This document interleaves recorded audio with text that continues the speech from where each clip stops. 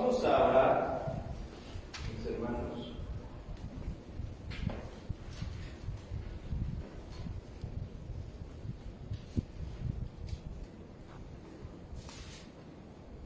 Padre, te damos las gracias, Señor, por concedernos la oportunidad nuevamente de meditar en tu palabra. Te rogamos que hables, Señor, a nuestros corazones, que al estudiar en esta ocasión ya, Señor, la epístola a los Efesios podamos también encontrar, Señor, el mensaje que fue dado a tu iglesia en ese lugar, que también, Señor, es para nosotros en este momento. Señor, que podamos aprender de la misma forma, Padre, que tu palabra llegue a lo profundo de nuestro ser, confortando, afirmando nuestro corazón, Señor, en lo que tú estás diciendo. Así que te damos las gracias en el nombre de Cristo Jesús. Amén. Recordando, hermanos, un poquito de la introducción que tuvimos para esta epístola, recordemos que Efesios era una carta, hermanos, inicialmente se entiende que era una epístola circular, que llevaba a un destinatario, pero con el objetivo de que ésta sí pudiera llegar a manos de todas las iglesias, por lo menos conocidas o establecidas por el apóstol en ese momento. Esta epístola fue escrita, hermanos, en el periodo conocido como la prisión, es epístola de la prisión. Pablo ya estaba preso cuando escribe este tratado, hermanos, esta carta, y le hace saber a la iglesia de Éfeso, hermanos, que pues hay varias cosas que considerar. La epístola, hermanos, se divide sencillamente en dos secciones. La primera, hermanos, es acerca de un tratado teológico, acerca de la divinidad de Cristo, cristológico, acerca de la salvación, soteriológico, acerca de la Trinidad, porque es pasajes, lo que vamos a leer, se dio cuenta, es trinitario totalmente. Y la siguiente mitad, hermanos, ya son tratados eclesiológicos, acerca de la relación, el testimonio y la fidelidad de la iglesia. Entonces es interesante ver, hermanos, porque la preocupación del apóstol es que la iglesia no pierda de vista lo primero, y es lo que tenemos que saber, conocer acerca de Dios. Y mire que no hay nadie más fácil de engañar como aquel que no tiene conocimiento. O sea, por algo el Antiguo Testamento sea así claro al decir, mi pueblo fue destruido. ¿Por qué razón? ¿Se acuerdan? Porque le faltó conocimiento. Eso, hermanos, para mí, y tantas veces lo repetimos, hermanos, la ignorancia bíblica, el analfabetismo bíblico es peligroso. Es peligroso. Nos permite creer cosas que no están en la Biblia hasta que podamos terminar creyendo en tonterías. De verdad, hermanos, que se mata cada secta que tiene un pensamiento tan ridículo que ocupan la Biblia. Ocupan la Biblia. Así que lo que Pablo hace, hermanos, desde la prisión es escribir una carta haciéndole saber a la iglesia de Éfeso la importancia que tiene conocer quién es Cristo, el plan de salvación y lo que nosotros como creyentes ya tenemos como bendición a partir de Jesucristo, por lo menos en este lugar. Mire, dice el versículo 3: bendito sea el Dios y Padre de nuestro Señor Jesucristo, que nos bendijo con toda bendición espiritual en los lugares celestiales en Cristo. Lo primero que hace Pablo es alabar a Dios, reconociendo, hermanos, la Trinidad desde aquí, hablando del Padre y del Hijo. Y además de todo esto, hermanos, engloba toda bendición. Cuando habla de los lugares celestiales, habla del origen, desde dónde viene desde el cielo. ¿Quién está en el cielo? Dios. Pero ¿cómo es posible que Dios haga que estas bendiciones desde el cielo lleguen, hermanos, a nosotros? La respuesta está al final: en Cristo.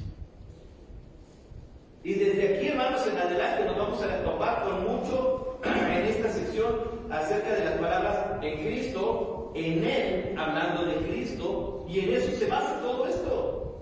O sea que no podríamos ser salvos sin Cristo, no tendríamos esperanza sin Cristo, no habría oportunidad sin Cristo. Es el énfasis de Pablo a una iglesia cristiana. Nótese la importancia de poder conocer estos aspectos de teología. Dice entonces: según nos escogió en él antes de la fundación del mundo, para que fuésemos santos y sin mancha delante de Él. Santidad. La iglesia, hermanos, tiene que ser caracterizada por santidad y no por, hermanos, nada más porque sí. Dios es santo. Por esa causa es que nadie que no esté en santidad verá a Dios. Así lo dice. Sin santidad nadie verá a Dios. Entonces no solamente está diciendo, bueno, hay que ser santos para ver a Dios, hermanos. No, tenemos que ser santos porque si no somos santos jamás veremos a Dios. ¿Por qué? Porque Dios es santo. Dios está cuidando su santidad de tal manera que nadie que sea santo estará con Él. Entonces esto, hermanos, nuevamente, ¿cómo es que llega a ser posible sin Cristo? Ahí viene el punto en el 3, en el 4, 5. En amor, habiéndolos predestinados para ser adoptados hijos suyos. Nuevamente, ¿qué es lo que dice? Por medio de Jesucristo. Entonces, esta parte, hermanos, es interesante. Mire, por ejemplo, en la adopción, Pablo ocupa un término, hermanos, que era muy común en las familias que tenían oportunidad de hacerlo. Porque el hijo, hermanos, tenía todos los derechos legales de la familia que adoptaba, pero jamás iba a tener las características genéticas de los padres. ¿Qué es lo que ocurre, hermanos, ahora en Jesucristo a través de la adopción? No nada más nos llamamos cristianos. Dios hace algo que va más allá de la naturaleza humana, porque Dios, hermanos, sí comienza a darnos de su esencia, comienza a darnos santidad, comienza a darnos el don del Espíritu, comienza a darnos el fruto, características de Él. Por eso es que Él exige santidad, porque no está jugando con nosotros a la casita.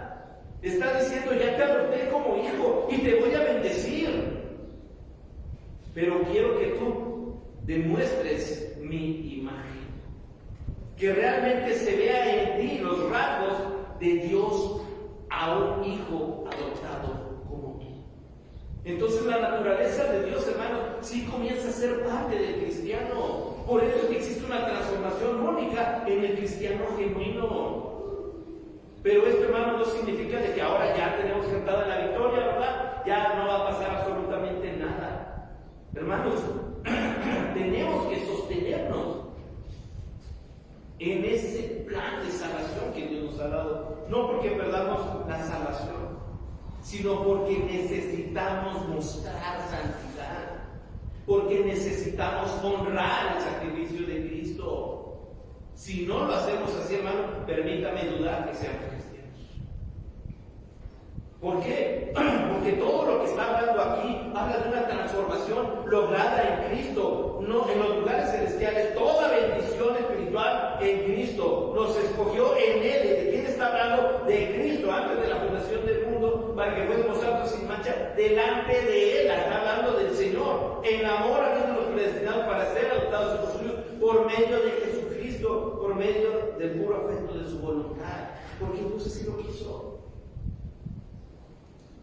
Porque Dios así lo decidió. Y su voluntad, hermanos, es buena, es agradable y perfecta. Así, aunque dudemos, ¿a poco este hermano y cómo? O sea, no sé, si nos diera Dios a nosotros una lista de ver, tú a tu criterio, ¿quién sí debería ser salvo, hijo, hermano?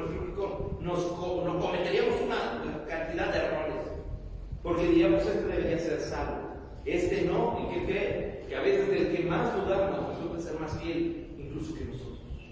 Aquel que señalamos termina siendo de mayor bendición que nosotros. Aquel del que nos quejamos, hermanos, es el que no ha dejado de orar por nosotros. Así que sí tenemos que entender esto, porque Dios no se equivoca al haber permitido que todos los que han procedido al arrepentimiento, hermanos, seamos. No nos da Dios la elección de a ver quiénes son tus hermanos en la familia de la fe. Usted y yo vamos conociendo gentes cristianos, gloria a Dios. Bueno, de otra denominación, no importa, gloria a Dios, somos cristianos. Pero sí es interesante ver cómo el plan de Dios se manifiesta, se hizo posible, hermanos, en Cristo. Ha sido un tratado cristológico, por lo menos hasta aquí. Dice el versículo 6, para alabanza de la gloria de su gracia, en la cual nos hizo aceptos en el amado. Nuevamente vuelve a retomar. Fíjense, hermanos, cómo Pablo no quita el dedo de renglón a ver iglesia de Éfeso. Yo sí me pregunto, ¿por qué? Tanto en Cristo, en Él. Recordemos, hermanos, el trasfondo de la iglesia de Éfeso. Había problemas muy marcados, había idolatría, o sea, una idolatría bien porque Diana de los Efesios era la que dominaba. Yo me imagino la magnitud del demonio detrás de ese ídolo, porque todo el pueblo estaba infestado en lo que era eso. Y además de él, practicaban el ocultismo. Tenían libros de magia en sus casas. Había mucho, hermanos. Tal es el peso en esta iglesia, hermanos, que Pablo decide, después de establecer esta iglesia junto con Priscila y Aquila, dejar a Timoteo. ¿Se acuerdan? Timoteo fue pastor aquí. ¿Y sabe qué es lo que llama la atención, hermanos? Y del por qué entendemos por qué este tratado, bueno, es una iglesia cristiana, es una iglesia sana. Hermanos, era una iglesia que estaba batallando con falsas enseñanzas. Tanto así que le dice a Timoteo, a ver, no dejes que los falsos maestros.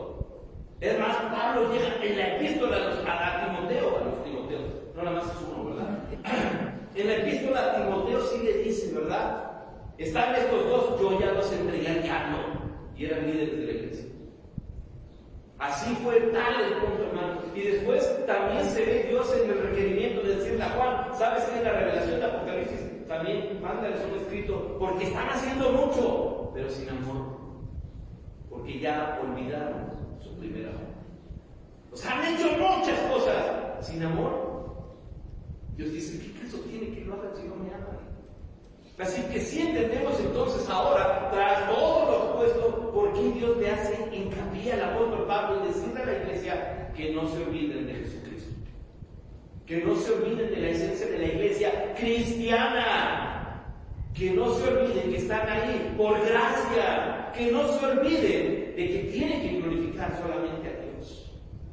Entonces es tan interesante, hermanos, ver lo que nosotros tenemos que entender. Dice el versículo 7, en quien tenemos, nuevamente está hablando de Cristo, redención por su sangre. ¿Quién derramó la sangre? Por su sangre, el perdón de pecados. Sin derramamiento de sangre no hay remisión de pecados. Jesús hizo esto posible, porque a través de usted y yo hoy podemos decirle, hermanos, a Jesucristo, mi Señor.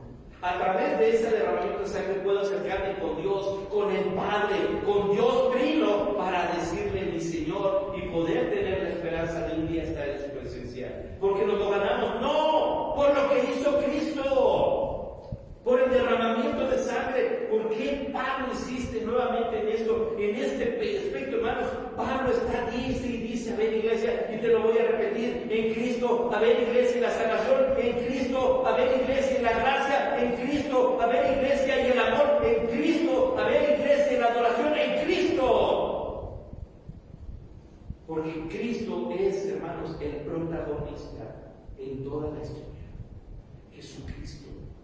Jesucristo y solo Jesucristo, según las riquezas y que vienen de su gracia. Si quiere averiguar más de la gracia, léase usted la epístola a los Gálatas. Ya vimos la epístola a los Gálatas. Así que sí es interesante, hermanos, para que podamos entender por qué Pablo, hermanos, es tan redundante en este tema.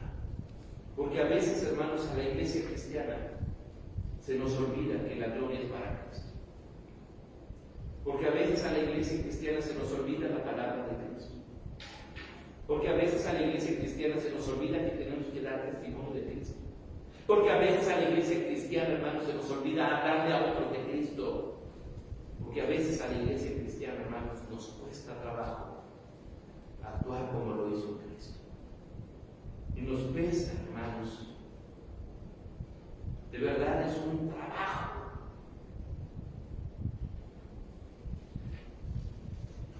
Cuando estábamos en Puebla, de repente llegaba algún hermano que nos decía, pueden ir a predicar en un evento convencional.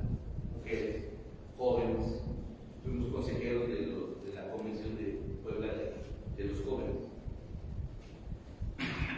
Y algunos me decían, hermano, qué difícil es hacer que todos se reúnan en un lugar.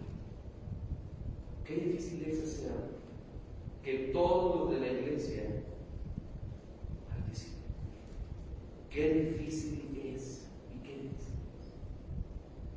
Hermanos, y creo que eso no cambia ningún estado. Qué difícil es. hacer para que la iglesia esté presente en el culto de la tarde? No sé si usted se lo va a preguntar. ¿Qué tenemos que hacer para que la iglesia esté presente en la escuela dominical? ¿Qué tenemos que invitar? Predicadores nuevos. ¿Sabe qué logramos con eso? Que se emocionen. Porque cuando llega otra vez el pastor local, o cambiar de pastor. Y solamente la lávate al principio. Porque después el corazón de la iglesia nueva vuelve a hacer lo mismo. Así que, hermanos, no se trata de estar buscando métodos, moviendo fichas nosotros. Se trata de entender la importancia que tiene el ser un seguidor de Cristo. Porque a donde yo vaya tengo que dar testimonio de Cristo. A donde yo vaya me puedo llevar mi Biblia. Vamos, hermanos, hasta Biblias de bolsillo hay. Y no tenemos la costumbre de llevarnos la Biblia al trabajo. No es que voy a trabajar. Sí, puede tener un minutito, 2 minutitos mientras está su almuerzo para abrir su Biblia y leer un salmo y que la gente lo vea leyendo la Biblia. No, ¿cómo, verdad? Vivimos en un país laico, no está usted teniendo un culto en ese lugar. Me sorprendió mucho uno de mis hijos, hermanos, esta última semana, que fue la del accidente, ¿verdad? Que por ahí comentamos y teníamos que orar con ellos, ¿verdad? Porque al terminar sus trabajos, la maestra les permite o bien hacer una dinámica, ya sea algún, ¿cómo le llaman que doblan el papel? Origami, algo mientras están esperando a los demás compañeros, con tal de que no hagan ruido, escándalo. Y a ellos les gusta leer, yo siempre les he dicho a mis hijos que se pongan a leer y llevan sus libros. Pues en una de esas revisadas de mochila me encontré con una Biblia. Fue una sorpresa. Y le dije, ¿qué es esto? Me dice, es que la maestra nos dice que nos podemos poner a leer cuando acabemos el trabajo. Y yo me llevé la Biblia después. ¿Qué lección me estás dando, hijo, de verdad? Porque me estoy llevando la Biblia a la escuela y la maestra nos dijo que podemos llevar cualquier cosa para leer. Y yo me voy a poner a leer la Biblia de la escuela. Hermanos, de verdad yo sí dije, Señor, queramos todos tener el corazón de un niño, de verdad. Para poder tener, sin decir sin pena, si no voy a tener ningún inconveniente, aunque no tuviera, pues, yo sé que se la van a quitar, me van a regañar. Pero ya sigo a Biblia a la escuela. O sea, ¿qué podemos, hermanos? ¿Qué tenemos que hacer si no tener un corazón? Por eso yo entiendo que el Señor dice, si no os hacéis como niños, no van a entender y no van a entrar en el cielo. Porque nosotros a medida que vamos creciendo, hermanos, ¿cómo le ponemos obstáculos a Dios? No puedo, ahí no se puede, ahí no se debe, ahí no se... Ok, hermanos, ¿saben qué pasó? Pablo estaba en la cárcel por predicar y aún así se toma el tiempo para decir a la iglesia de Éfeso, Jesucristo. Jesucristo. Y se los vuelvo a repetir, iglesia, Jesucristo. Dice después el 9, dándonos el 8, que hizo sobreabundar para con nosotros en toda sabiduría e inteligencia, dándonos a conocer el misterio de su voluntad, según su beneplácito, el cual se había propuesto en sí mismo su plan de salvación, cual de reunir a todas las cosas en quién, en Cristo, en la dispensación del cumplimiento de los tiempos, así las que están en los cielos como las que están en la tierra. En Cristo se cumple todo. ¿Quién va a marcar el fin de las cosas? Jesucristo. Y todo se va a cumplir según lo que hizo Cristo, y todo se va a cumplir según la voluntad del tiempo de Dios. ¿Y sabe qué, hermanos? Nosotros no tenemos la facultad de medir el tiempo de Dios. No sabemos la voluntad de Dios de los tiempos. O sea, por ahí de repente dicen, hermanos, corrientes de pensamiento interesantes. Yo no lo encuentro en la Biblia. Es que Israel es el reloj de Dios, pero yo eso no lo encuentro en la Biblia. Jamás en la Biblia se dice, estén pendientes de lo que haga Israel para saber si viene Cristo. Cristo en las nubes. No va a descender Israel, Jesucristo es el que va a venir. Y Él hará justicia. ¿Cuándo se va a cumplir? Cuando Él lo decida.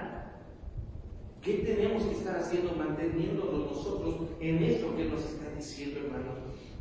En Él mismo, nuevamente retoma, tuvimos herencia en Él. Por Él, hermanos, fuimos adoptados hijos de Dios, habiendo sido predestinados conforme al propósito del que hace todas las cosas, según el destino de su voluntad. Su voluntad, hermanos, que lo hemos estudiado, su voluntad, hermanos, va de la mano de su objetivo, a fin, dice el 12, que seamos para la alabanza de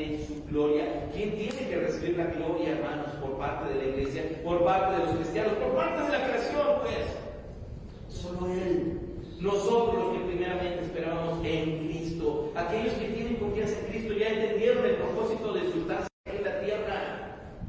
Hermanos, yo nunca he visto un pajarito de Cristo, ¿verdad? Escuchen. Para nosotros eso es de culto, Él está cantando. Y de verdad, hermanos, a mí me encanta leer Job cuando dice que podemos preguntar a las bestias del campo y ellas nos van a dar testimonio de a quién están haciendo el no. ¿De a quién lo están haciendo? Entonces sí es tan interesante, hermanos, porque una vez entendido la cristología en la iglesia, la teología en la iglesia, hermanos, podamos nosotros con la soteriología de la salvación, hermanos, entender que si estamos aquí, si somos cristianos y si somos de una parte de una iglesia, se lo debemos todo a Jesucristo. Por eso es que Pablo hace hincapié a ver, iglesia de Éfeso, observa tu pasado, observa de dónde vienes y no te olvides jamás de darle la gloria a Jesucristo. No te olvides jamás de invitar a Jesucristo, no te olvides jamás de hablar de Jesucristo. En Él también vosotros, habiendo oído la palabra, nuevamente en Él vosotros, habiendo oído la palabra de verdad, el evangelio de vuestra salvación y habiendo creído en Él, fuisteis sellados con el Espíritu Santo de la promesa. Jesús prometió al Espíritu Santo. Y aquí viene el punto, porque dice bien claro en qué momento el Espíritu Santo se hace real en la vida de alguien. En el momento, dice aquí, en el momento en el que cree, es sellado. Y este sello, hermanos, no es un bloque. El Espíritu Santo no es una sustancia, no es una esencia. No es una fuerza, el Espíritu Santo es una persona, así que no se recibe por partes, porque una persona no es solamente cuando viajamos, ¿verdad? Me decían ahí cuando son viajes largos, ¿te dormiste en el viaje? Yo sí, yo me venía durmiendo por partes. ¿Cómo? Primero se me durmió la pierna derecha, se me durmió el brazo izquierdo, me vine durmiendo en todo el viaje, pero me dormí por partes. O sea, no, el Espíritu Santo, hermanos, es una persona, o está o no está, así de sencillo, así de sencillo. Así que en el momento en que hemos creído, hermanos, la preciosa persona del Espíritu Santo, el Paracleto, el Consolador, viene a cumplir la promesa hecha por Cristo. ¿Tú creíste en Cristo? Sí. Voy a estar contigo.